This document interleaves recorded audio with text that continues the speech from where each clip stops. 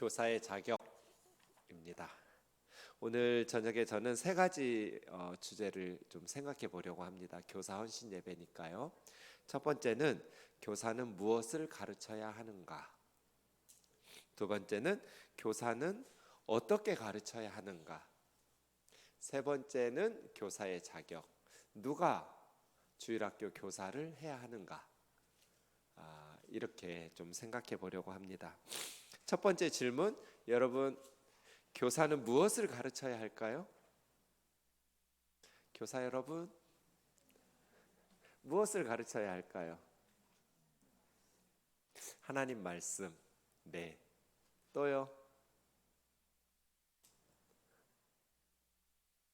저는 교회에서 무엇을 가르쳐야 되는가, 우리 아이들에게 어떻게 가르쳐야 되는가, 매주일 하나님의 말씀인 성경으로 많은 것들을 가르치죠.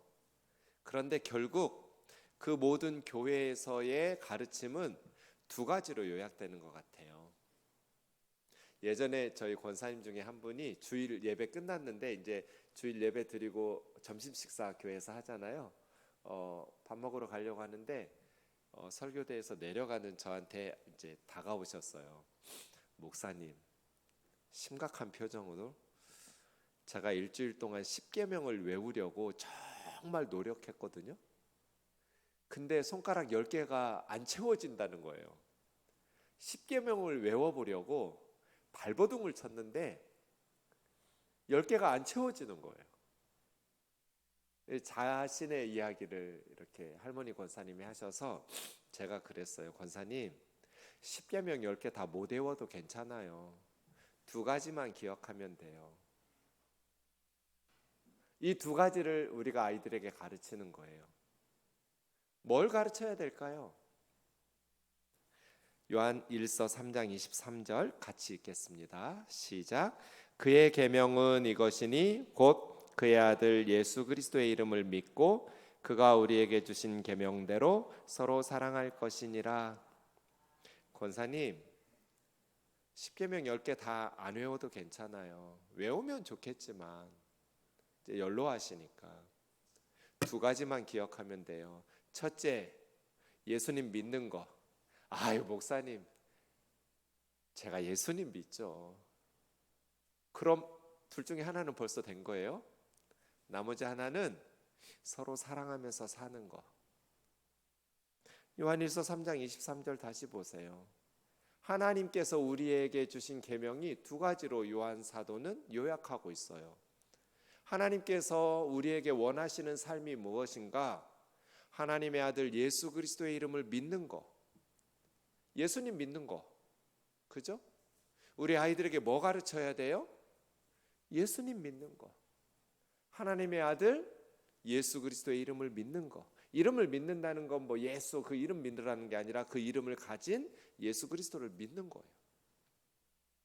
세상의 돈이나 권력이나 우상을 믿지 않고 예수님 버리고 세상으로 나가지 않고 죽을 때까지 예수 그리스도를 붙잡고 예수님의 십자가와 부활의 복음을 믿으며 예수님 믿고 사는 거. 그 다음은요, 예수님이 우리에게 주신 계명대로 서로 사랑하면서 사는 거.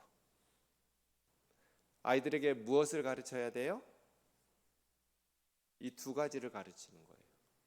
결국 모든 성경의 가르침은 이 두 가지에 포커싱 되어 있어요. 우리 아이들이 유치부에서부터 청년부, 장년부, 우리 죽을 때까지 이 두 가지 잘해야 돼요. 교사는 무엇을 가르치는가? 첫 번째, 예수 그리스도를 믿고, 두 번째, 서로 사랑하면서 살고. 결국은 무엇을 믿을 것인가, 어떻게 살 것인가거든요. 인생이 믿음과 삶이에요. 믿음에 있어서 중요한 것은 믿음의 대상이에요. 누구를 믿을 것이냐, 뭐 믿고 살 거냐. 예수 그리스도를 믿는 것. 사는 것에 있어서 중요한 것은 방법이에요. 어떻게 살 거냐. 대학을 무슨 대학 나왔냐, 직장 직업이 무엇이냐, 연봉이 얼마냐, 이런 거 천국 가서 예수님이 우리에게 물어보실까요? 안 물어보실까요? 몇 평짜리 아파트에 살다 왔느냐 물어보실까요? 안 물어보실까요? 예수님 물어보지도 않을 거는 중요한 게 아닌 거예요.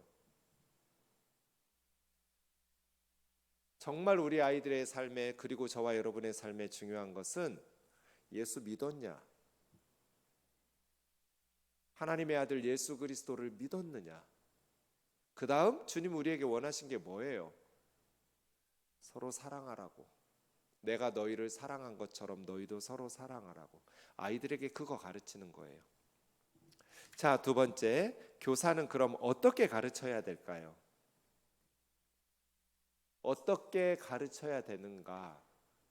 실질적으로 주일학교 교사들이 아이들을 주일에 만나면 공과 공부를 하죠. 예. 기도로 준비하면서 말씀을 가르치는데, 디모데후서 2장 15절 좀 같이 읽겠습니다. 시작. 너는 진리의 말씀을 옳게 분별하며 부끄러울 것이 없는 일꾼으로 인정된 자로 자신을 하나님 앞에 드리기를 힘쓰라. 바울이 디모데에게 권면한 거죠. 진리의 말씀인, 하나님의 말씀인 성경을 옳게 분별해야 돼요. 그리고 그 말씀을 아이들에게 가르쳐야죠. 그래서 교사는 어떻게 가르치는가? 결국은 성경과 기도인데요. 그 다음 화면 보여주시면 따라하세요. 교사 여러분, 말씀의 은혜는 준비하는 시간에 비례한다. 여러분 주일학교 공과 공부 언제 준비하세요? 저는 우리 교회 교사들한테 토요일에 그 다음날 공과 공부 준비하려면 교사하지 말라고 그래요.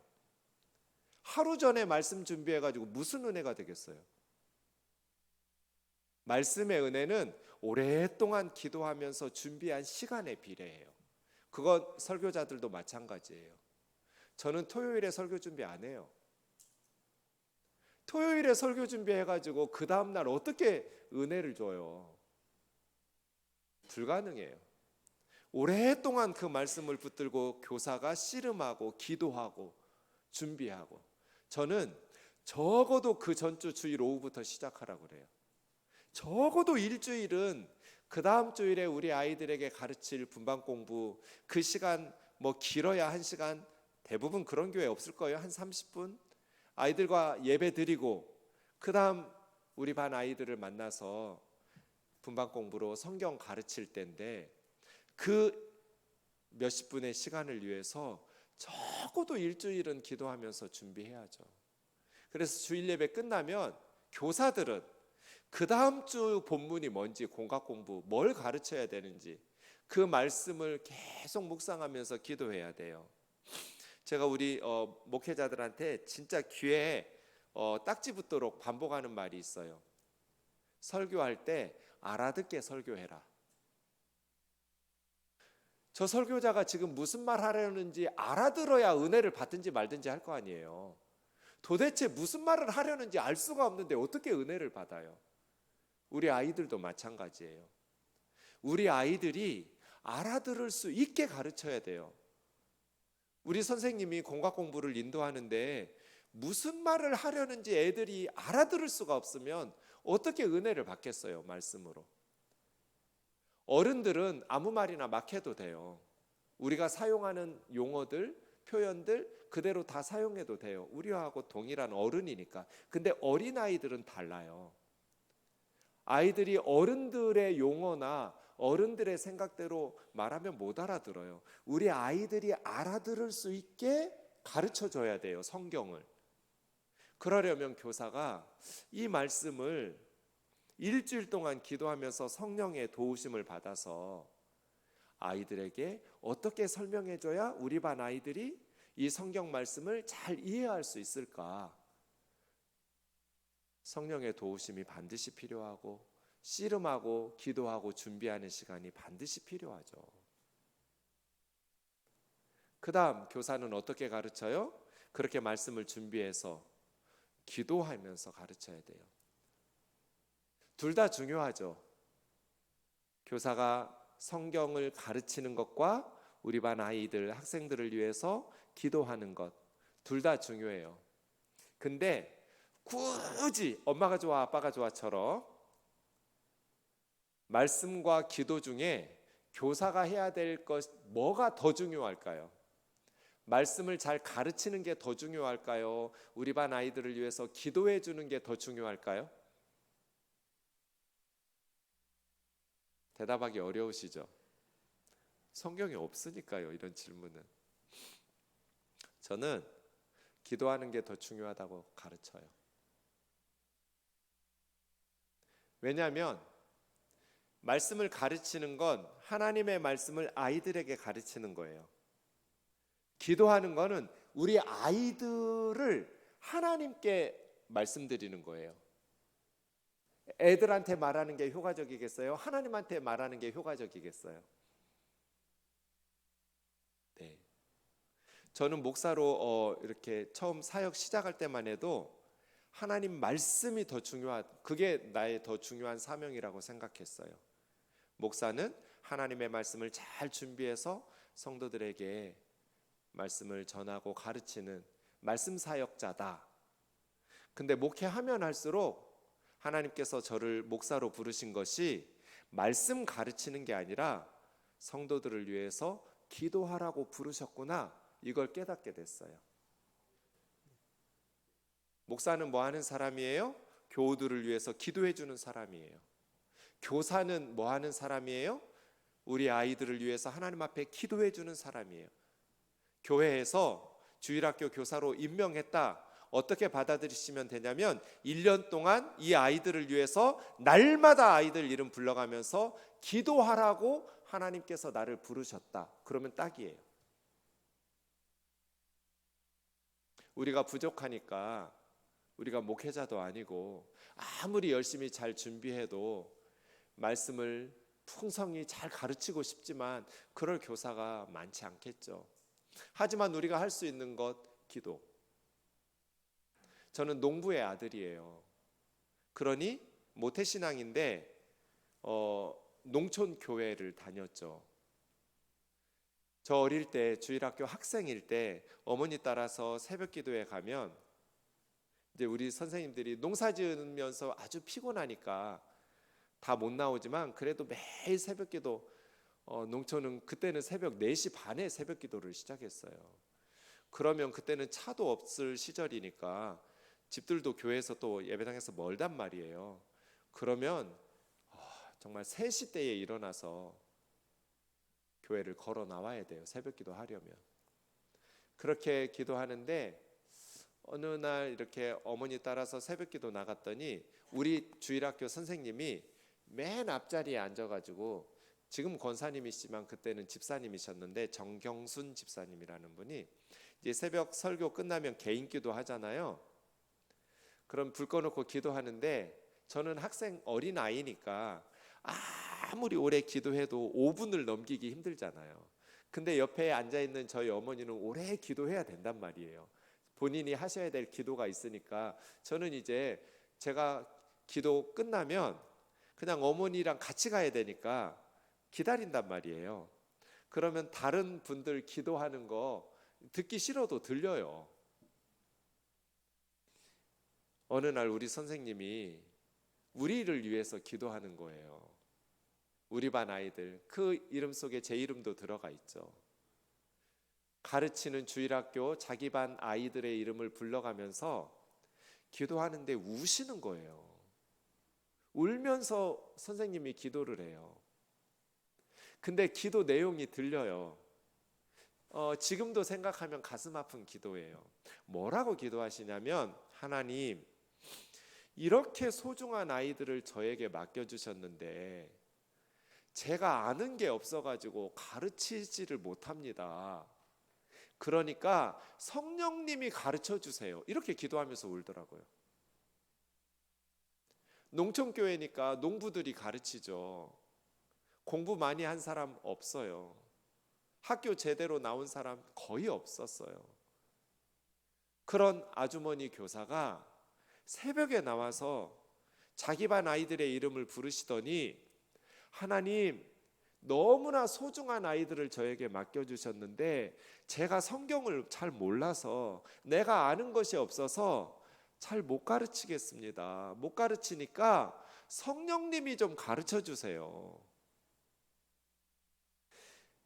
제가 새벽기도 갈 때마다 우리 정경순 집사님은 그렇게 울면서 기도를 하셨어요. 항상 하루도 빼놓지 않고.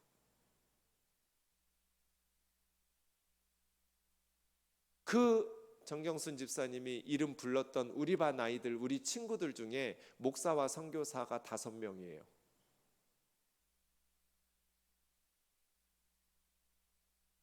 저는 제가 이렇게 하나님의 일꾼으로 목회하고 있는 것이 우리 선생님 덕분이라고 100% 인정해요. 새벽마다 내 이름 불러가면서 울었던 우리 선생님 덕분이다. 너무나 소중한 아이들 저에게 맡겨주셨는데 아는 게 없어서 가르칠 게 없다고. 성령님이 가르쳐달라고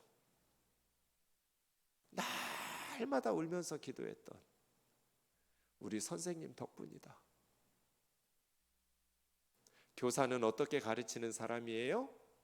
내 경험이나 내 지식을 전수하는 사람 아니에요. 성령님을 의지해서 하나님께서 너무나 소중한 아이들을 나에게 맡겨주셨는데 내가 부족하니까 내가 못 가르친단 말이에요. 성령님 도와주세요. 성령님 가르쳐 주세요. 우리 아이들의 신앙과 삶을 인도해 주세요.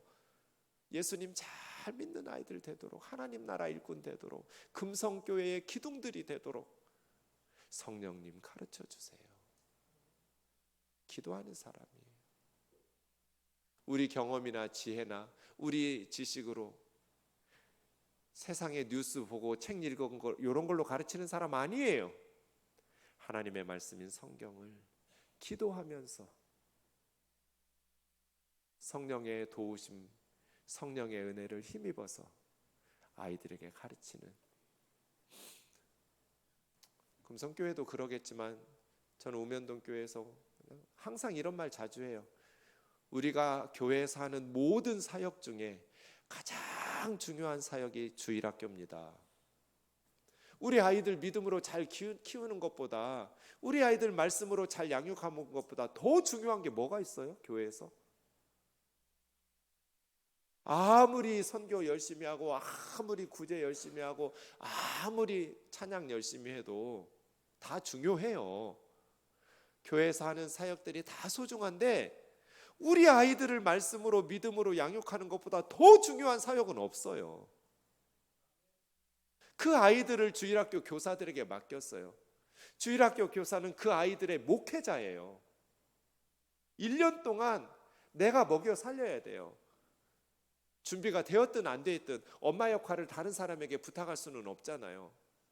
우리 집의 아이들을 내가 아빠 역할하고 내가 엄마 역할을 해야 하듯이 나에게 맡겨준 이 아이들은 내가 준비가 됐든 안 됐든 하나님 앞에서 1년 동안 내가 감당해야 돼요. 어떻게 감당해요?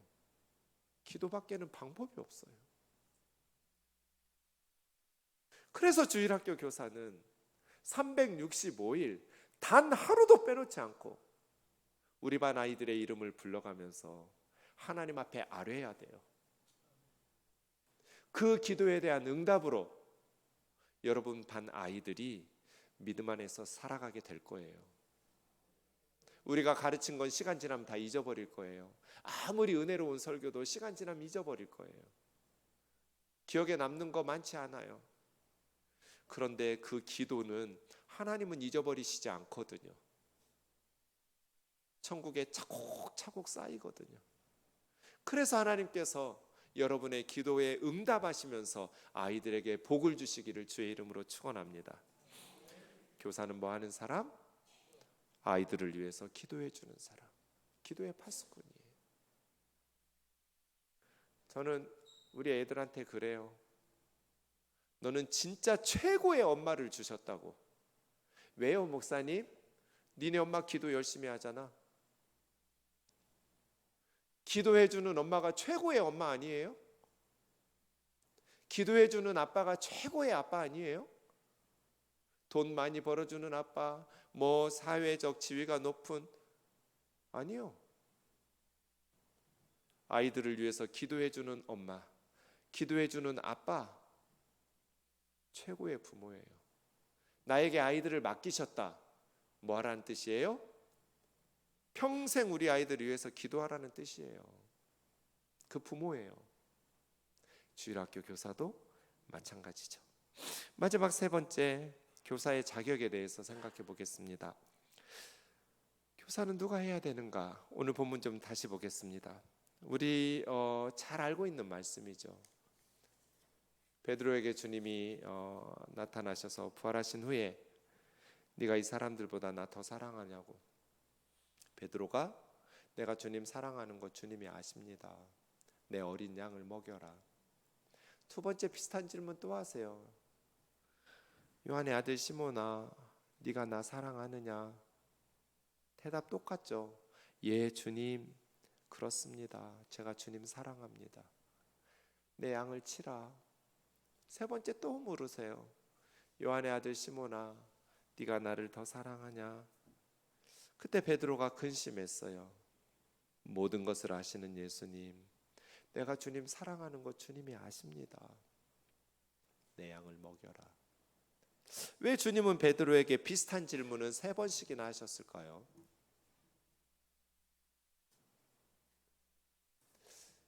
이런 질문 우리 많이 했었죠. 제가 대학 다닐 즈음에는 한국에서 영향력이 굉장히 컸던 한 목사님이 설교를 하실 때 원어로 설명하셨어요. 여기서 사랑한다라는 표현이 두 단어가 사용됐어요. 아가파오와 필레오예요. 예수님은 요한의 아들 시몬아, 네가 나를 아가파오 하느냐? 이렇게 물었어요. 아가페가 명사죠. 아가파오 하느냐? 근데 시몬 베드로는 내가 주님을 필레오 합니다. 이렇게 대답했어요. 그래서 주님 다시 물었어요. 시몬아, 너 나 아가파오 하니? 네, 주님, 저 주님 필레오 합니다. 세 번째는 주님이 단어를 바꾸셨어요. 요한의 아들 시몬아, 너 나 필레오 하니? 그래서 베드로가 모든 것을 아시는 주님, 내가 주님 필레오 하는 거 주님이 아십니다. 베드로가 세 번 다 필레오라고 대답했어요. 예수님의 질문은 아가페라고 두 번 물으시다가 세 번째는 필레오라고 바꾸셨어요. 그래서 그 목사님께서 예수님이 베드로에게 요구하신 건 아가페입니다. 하나님의 헌신적인 무조건적인 사랑. 베드로야, 네가 어떤 상황에서도 무조건적인 하나님의 신적인 사랑으로 나를 사랑하느냐? 베드로는 주님을 세 번이나 부인했었기 때문에 주님, 저는 주님 그렇게 아가파오 하지 못합니다. 조건이 있는 주님이 나에게 은혜 베푸실 때, 내가 할 수 있는 때 내가 주님을 필레오로 사랑합니다. 또 주님께서 무조건적인 하나님의 사랑과 같은 아가페로 사랑하느냐? 아니요, 주님 저는 필레오 합니다. 그래서 세 번째 주님께서 필레오라고 말씀하시니까 베드로가 근심하셔서 필레오로 대답했다. 이렇게 목사님 설교해 주셔서 한글 성경은 다 사랑한다라고 동일한 단어로 표현돼서 우리가 몰랐지만 원어를 보니 다른 거였구나. 우리는 원어를 모르니까. 그래서 그런 줄로 오랫동안 알고 있었어요. 그래서 주님이 비슷한 질문을 세 번이나 하셨구나. 근데 나중에 그 목사님이 잘못 성경을 해석했다는 것을 깨닫게 됐어요. 다른 책들을 읽어보니까 그건 엉터리 설교였어요. 왜냐하면 그 목사님의 말씀이 옳으려면 아가페라는 단어가 성경에서는 항상 무조건적인 하나님과 같은 사랑이어야 돼요. 필레오는 조건이 있는 인간적인 사랑이어야 돼요. 그런데 성경을 보니까, 원어로 보니까 아가파오와 필레오가 그렇게 사용되지 않았어요. 예를 들어서 대만은 세상을 사랑해서 나를 버리고 세상으로 갔다. 바울이 이렇게 말했어요. 원래는 데마라는 사람은 바울과 함께 선교했던 사람인데 데마가 세상을 사랑해서 선교팀을 버리고 세상으로 갔다. 그러면 데마는 아가파오 해야 돼요? 필레오 해야 돼요? 필레오. 근데 아가파오라고 썼어요. 원어에 보면. 세상을 사랑해서 가버렸는데 무조건적인. 요한복음에 보면 하나님 성부 하나님이 성자 예수님을 사랑해서 이렇게 사랑했다.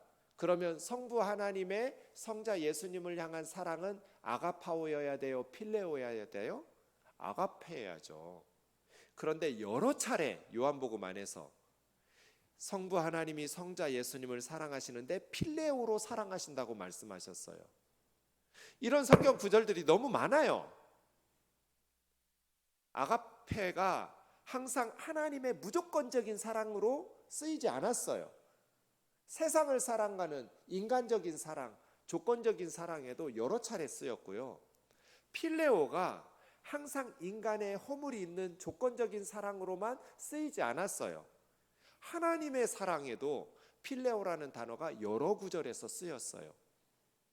이런 것들을 보면 예수님께서 베드로에게 원하신 건 아가페적 사랑이었는데 베드로는 필레오적 사랑밖에 할 수 없다라고 말씀하시니까 3번씩이나 아가페와 필레오로 이렇게 바꿔가면서 질문하신 건 아니에요. 세계적으로 존경받는 요한복음을 연구하는 신학자들이 그렇게 설명하는 사람이 하나도 없더라고요. 그러면 왜 예수님은 3번씩이나 베드로에게 질문했을까?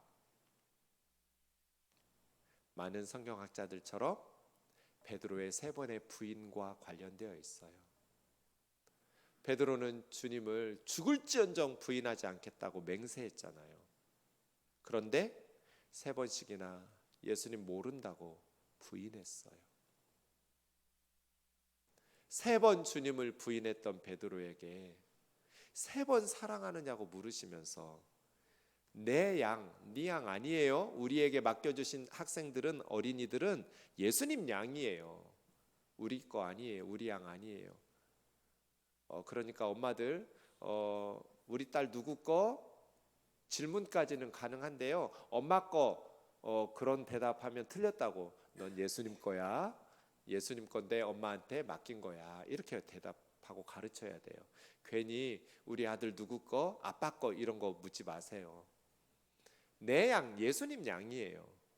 내 양을 먹여라. 내 양을 치라. 내 양을 먹여라. 라고 베드로에게 사명 주셨어요. 그때 3번씩 사랑하느냐고. 베드로가 3번 무너진 분위기가 비슷해요. 새벽에 어두컴컴한 때 빨간 숯불을 키우면서 불 쬐고 있을 때, 이때도 지금 새벽이거든요. 밤새도록 그물질했을 때 갈릴리 해변가에서 새벽이 되는 그 동일한 시간에 예수님께서 숯불 피우고 떡 굽고 있고 와서 조밥 먹도록 하는 분위기가 부인했을 때하고 오늘 본문 분위기가 비슷해요. 그러면서 주님은 베드로에게 3번씩 사랑 고백을 시키시면서 3번씩 내 양을 먹이라고 맡기셨어요.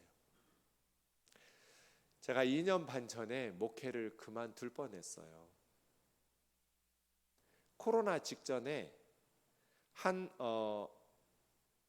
가족이 이제 교회당 바로 길 건너에 있는 아파트에 살았는데요. 교회를 나오기 시작했어요. 정말 30대 중반의 젊은 엄마가 키 큰 남편과 어린 유치원 다니는 딸, 예쁜 딸을 데리고 교회로 나왔어요. 세 식구가 교회 나온 거예요. 근데 이 애기 엄마는 몇 년 전에 암에 걸렸었어요. 암에 걸렸다가 수술하고 항암하면서 완치됐어요. 죽음의 문턱까지 갔다가 나왔잖아요. 그랬더니 친구들 중에 교회 다녔던 친구들이 예수님 믿어보라고 전도하는 거예요. 그래서 친정에 아무도 믿는 사람이 없어요. 교회라는 데를 한 번도 다녀본 적이 없어요. 근데 암에 걸려서 죽을 뻔했다가 다시 살아난 후에 삶에 대해서 고민하면서 나도 종교를 가져야겠구나 라고 할 때 주변의 친구들이 교회 가라고 권면을 해서 집 앞에 그냥 길 건너 우면동 교회 온 거예요. 남편하고 딸 데리고.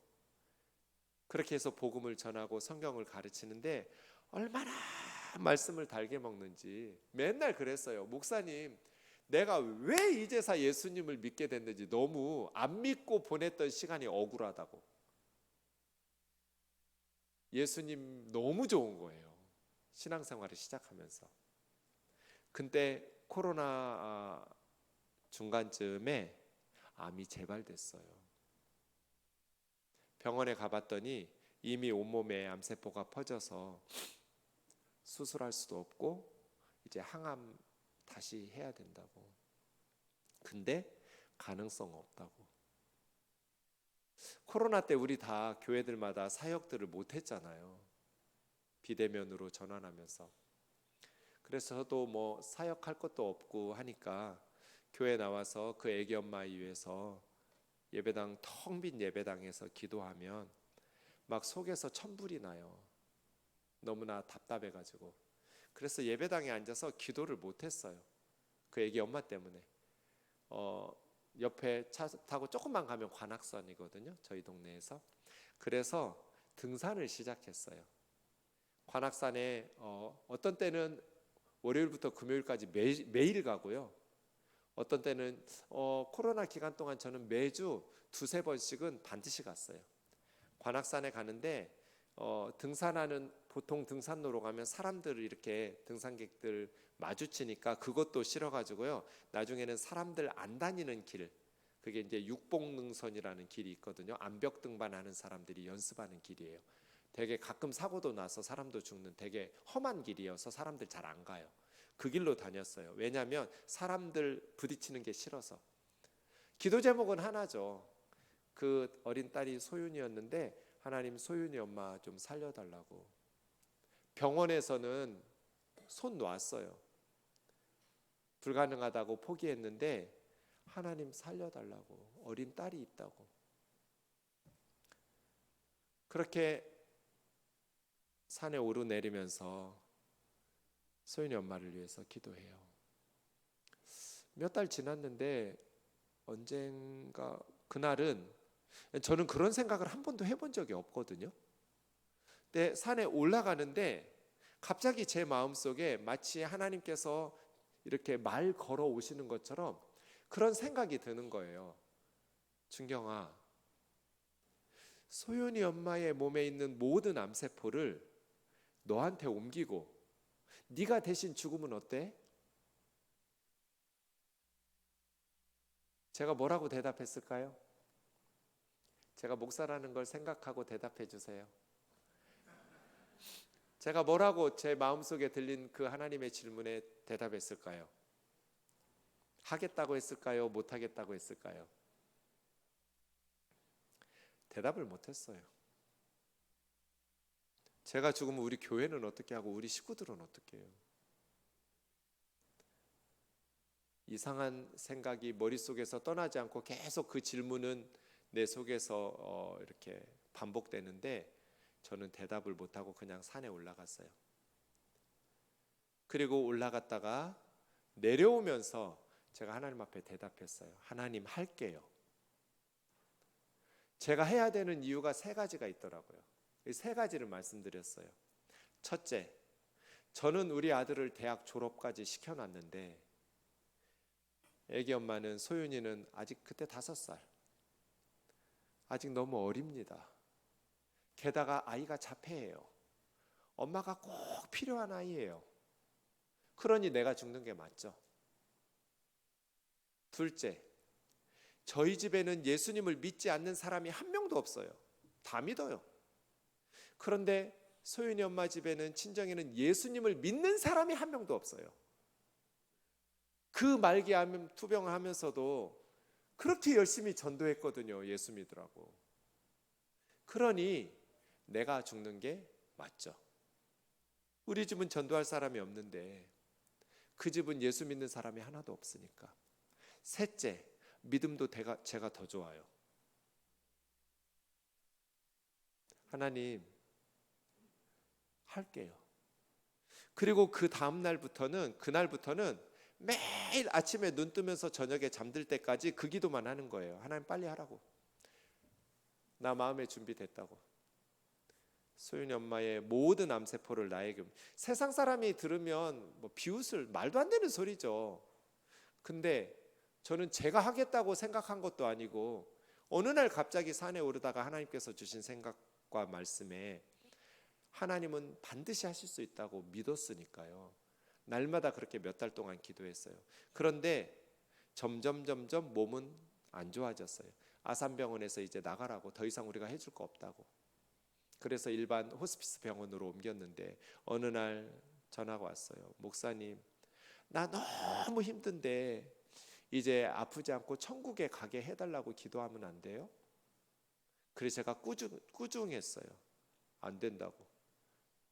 어린 딸이 있는데 살려달라고 기도해야지 천국에 데려가 달라고 기도하면 어떡하냐고. 그렇게 혼내놓고 하나님 빨리 하라고, 빨리 암세포를 내 몸으로 옮기라고 기도했어요. 그때는 코로나 기간이어서 날마다 검사하면서 제가 매일, 원래 병원 그게 병문안이 안 되는데 마지막이니까 병원에서도 목사라니까 허락해 줬어요. 그래서 제가 매일 가서 같이 기도하고 예배했어요. 그날 토요일이었는데 오전에 가서 그렇게 예배하고 찬송하고 기도해주고 집에 왔는데 오후쯤에, 저녁쯤에 전화가 왔어요. 병원에서 임종할 것 같다고. 그래서 다시 병원으로 달려갔어요. 그렇게 병원에 달려가서 마지막 7시간 동안 같이 있다가 제 품에서 주일 새벽에 천국에 갔어요. 근데 천국 갈 때까지 하나님 찬송하면서 갔어요. 근데 저 무슨 기도했을까요? 그 7시간 동안 마지막 순간까지 전 그렇게 기도했어요. 하나님 아직도 늦지 않았다고. 하나님 아직도 늦지 않았어요. 하나님이 기적처럼 이 딸을 살리시면 이 딸이 앞으로 정말 많은 영혼들 살려낼 거라고, 나보다 훨씬 더 많은 사람 살려낼 거라고. 하나님 아직도 늦지 않았다고 저 믿었어요. 근데 그 자매가 천국으로 갔어요. 장례식을 치르고 제가 깊은 영적인 침체에 빠졌어요. 분명히 하나님께서 나에게 말씀하셨는데 왜 내 기도를 들어주지 않으셨을까? 분명히 하나님이 말씀하셨는데. 하나님은 우리 기도에 응답하시죠. 근데 죄가 있으면 안 들어주신다고 그랬잖아요. 성경에서. 내가 죄가 있어서 안 들어주신 거야. 그 자매님 죽고 나서 제가 뼛속까지 있는 제 죄를 다 토해냈어요. 그러면서 구역질을 할 만큼 저 자신을 역겨워했어요. 내가 죄가 많아서 애기 엄마를 죽인 거야. 나 때문에 죽었어. 성령의 은사, 성령 충만한 치유의 은사와 능력 있는 목사가 목회하는 교회를 갔으면 애기 엄마가 죽지 않았을 텐데, 그 아이가 엄마를 잃지 않았을 텐데, 내가 성령 충만하지 못하고 내가 하나님 앞에서 거룩하고 경건하게 살지 못해서 나 때문에 죽은 거야. 하루 종일 이 생각이 나는 거예요. 그리고 음식을 못 먹기 시작했어요. 지금 성도가 죽어가고 있는데 목사라는 놈이 밥을 처먹어? 금식하면서 기도를 했어야지. 그리고 불면증이 찾아오기 시작했어요. 지금 애기 엄마가 죽어가고 있는데 목사라는 놈이 잠을 쳐자? 철야하면서 기도를 했어야지. 저 자신이 저 스스로를 너무나 싫어했어요. 음식이 못 들어가고 잠을 못 자기 시작하니까 공황장애가 오더라고요. 설교대에 서서 성도들을 볼 수가 없어요. 하루 종일 내 방에 틀어박혀서 침대에 누워 있는 거예요. 24시간. 소리 들리는 게 싫으니까 모든 소리를 차단하고, 빛이 들어오는 것도 싫으니까 낮에도 커튼 다 쳐놓고 깜깜하게 불 꺼놓고, 식구들도 소리 들리지 않게 하라고, 내 방 불 켜지 말라고, 혼자서 방에 갇혀가지고 밤낮 죽고 싶은 생각밖에 없어요. 그렇게 몇 달을 지냈어요.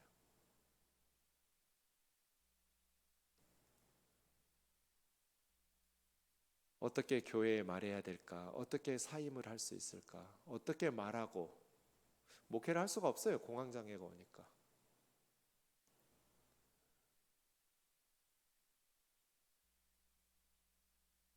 그날도 새벽 한 2시에서 3시 넘어가고 있는, 그냥 꼬박 밤새고 있는데, 꼭 이 베드로에게 주님이 말씀하신 것처럼 저에게 말씀을 걸어오셨어요. 준경아, 네가 나를 사랑하냐?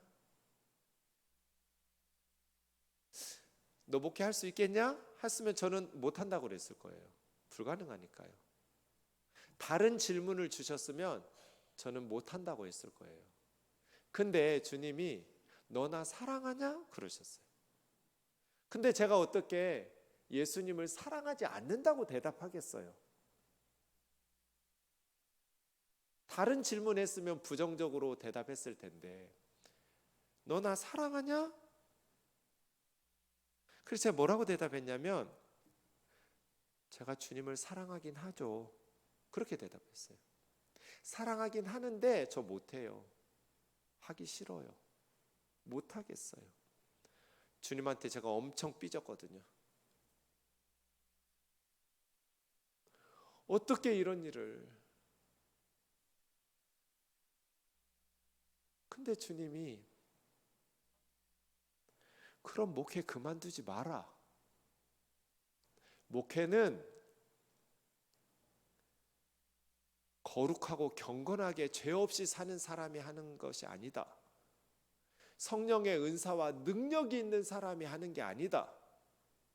나를 사랑하는 사람들이 하는 거다. 그렇게 말씀하시더라고요.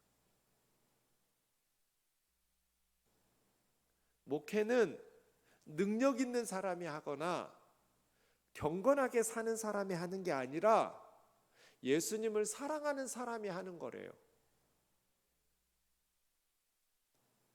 그래서 교사의 자격이 이거예요.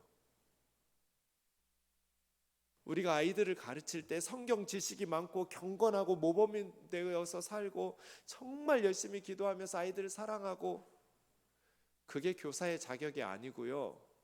예수님 사랑하는 사람들이 교사해야 되는 거예요. 너나 사랑하냐 베드로야? 그럼 내 어린 양을 먹여라. 베드로, 네가 나 사랑하냐? 그럼 내 양을 쳐라. 예수님 새벽에 그 말씀을 들으니까 음식이 들어가기 시작하더라고요. 그날 아침부터.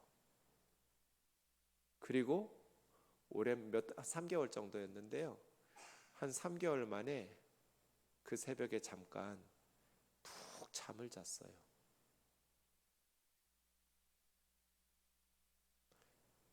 그래서 제가 뼈저리게 배웠어요. 20-30년 목회하고 성경 연구하고 기도하고, 인간은 연약하구나, 아무것도 아니구나, 나를 보니까 그냥 한순간에 무너지는구나. 주님의 은혜가 아니면, 나를 위해서 기도해 주시는 교우들이 아니면, 나를 위해서 기도해 주시는 그 성도들의 기도를 들으시고 그 새벽에 주님이 저에게 찾아오셨다고 저는 생각해요. 한심한 저에게 죽을 생각만 하고 교회 사임할 생각만 하루 종일 하고 있는 저에게 성도들의 기도를 들으시고 주님이 찾아오셔서 저를 회복시켜 주신 것 같아요. 그래서 제가 지금도 목회를 하고 있네요. 교사가 해야 될 가장 중요한 일은 예수님 사랑하는 거예요. 아이들에게 저렇게 신앙생활하는 거구나, 저렇게 예수님 사랑하는 거구나. 장로님들이 해야 될 가장 중요한 일은 예수님 사랑하는 거고요. 권사님들이 하셔야 될 가장 중요한 일은 예수님 사랑하는 거예요. 목회자들이 해야 될 가장 중요한 일은 예수님 사랑하는 거예요. 누가 교회를 섬기고 누가 하나님 나라 일꾼이 되어야 하는가? 예수님 사랑하는 사람들이에요.